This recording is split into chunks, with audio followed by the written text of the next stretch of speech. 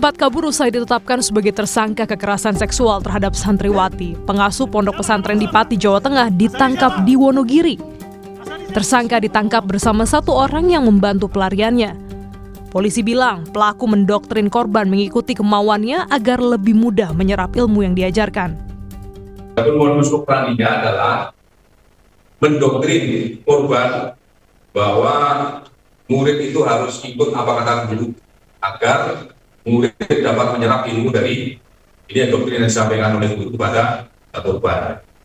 Jadi belum menjadi sebuah fakta karena belum ada yang bisa kita periksa terkait dengan narasi jumlah korban yang 50. Makanya kami ada posko tadi untuk mengakomodir masyarakat yang menjadi korban atau saksi dan sebagainya, silakan. Kuasa hukum santriwati korban kekerasan seksual yakin akan semakin banyak korban yang berani melapor usai tersangka ditangkap. Hingga kini sebanyak 5 korban melapor dari perkiraan puluhan korban. Setelah ditetapkan tersangka sudah ada penangkapan penahanan, nanti ada korban-korban yang lain, Ladu, ini ada 2, teman saya Cak Ulil nanti ada 5 nanti untuk lapor. Ya, menurut dugaan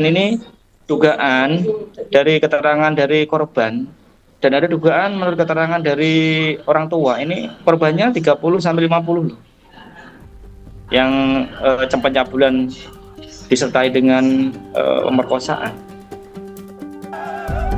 Menteri Agama Nazaruddin Umar mengecam kasus dugaan kekerasan seksual oleh pengurus pondok pesantren Dolo Kusumo, Pati, Jawa Tengah. Menak menegaskan, pesantren seharusnya menjadi ruang yang aman untuk santri dari segala bentuk kekerasan seksual. Saya merasa sedih dan prihatin dengan kasus kekerasan seksual yang terjadi di pesantren. Salah satunya di pesantren Dolo Kusumo, Pati. Tindakan semacam ini tidak bisa dibiarkan.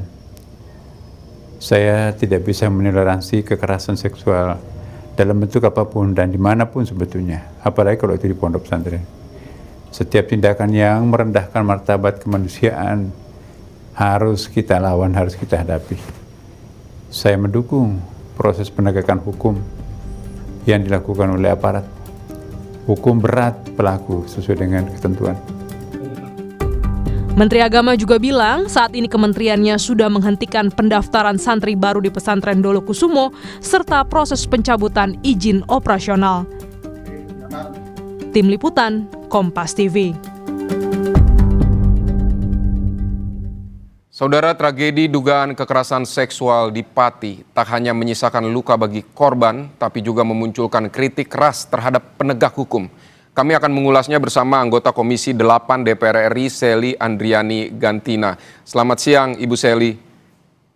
Selamat siang, Mas Vidi. Ibu Sely, terima kasih untuk waktu Anda di Kompas Siang hari ini. Ibu, bagaimana publik menilai penanganan kasus ini lambat karena dugaan kekerasan seksual ini kan terjadi sejak 2024. Menurut Anda, apa yang sebenarnya terjadi di tingkat aparat hingga korban harus menunggu lama untuk dapat keadilan?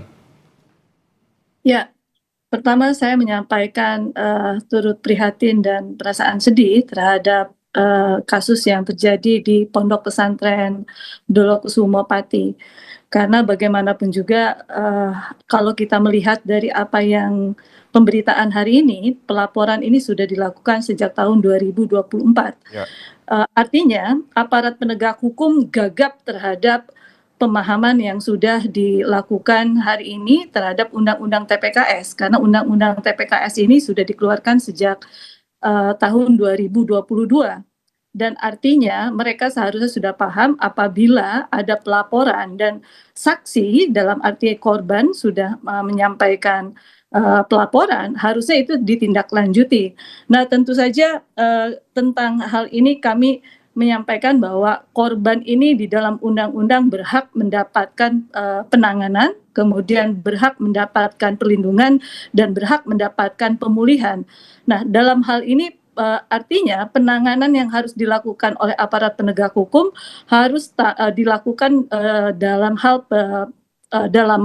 pendampingan dan penanganan yang cepat tanpa intimidasi. Dan tentu ini menjadi evaluasi kami ke depan bahwa aparat penegak hukum dalam hal ini APH, aparat kepolisian, ada apa dalam menangani kasus Pondok Pesantren Dolokusumo, yang ternyata korban harus 2 kali melakukan pelaporan, yaitu di tahun 2025, kemudian mereka mempertanyakan dan baru ditindaklanjuti di awal Mei 2026, seperti itu. Baik Ibu, kan Anda di pemberitaan sebelumnya juga mendorong hukuman seumur hidup bagi pelaku.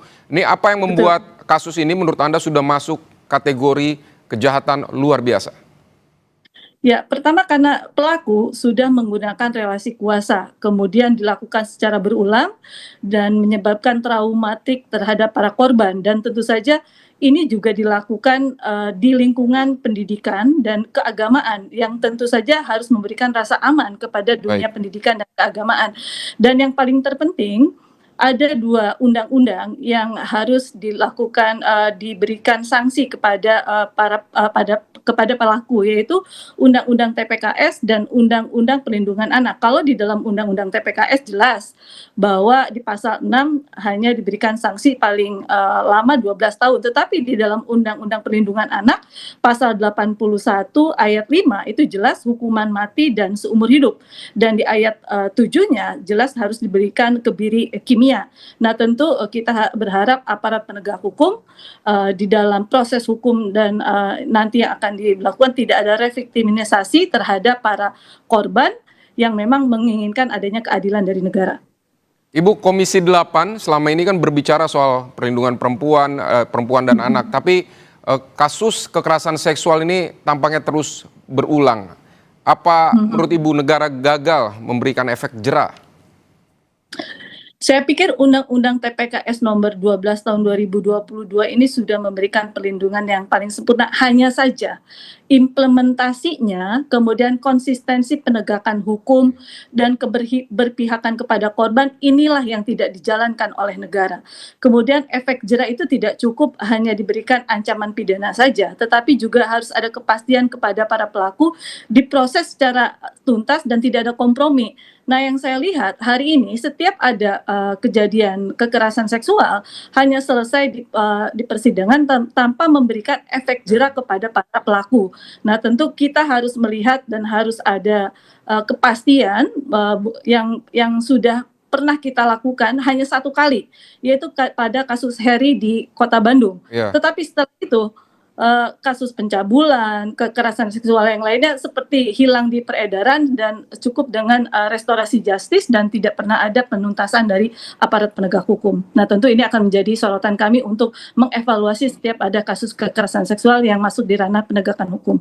Berarti harus ada konsistensi untuk menegakkan undang-undang agar pelaku benar-benar dihukum yang benar-benar sesuai dengan ketentuan undang-undang ya Ibu ya. Ibu, lalu dalam banyak kasus ini korban kan justru takut melapor karena ada intimidasi, ada stigma, ada relasi kuasa di sana. Ini menurut Anda apa yang paling lemah dalam sistem perlindungan dan bagaimana negara lebih bisa menjamin perlindungan terhadap korban? Ya, yang paling pasti itu memang adanya yang paling lemah ini adalah sistem pelaporan.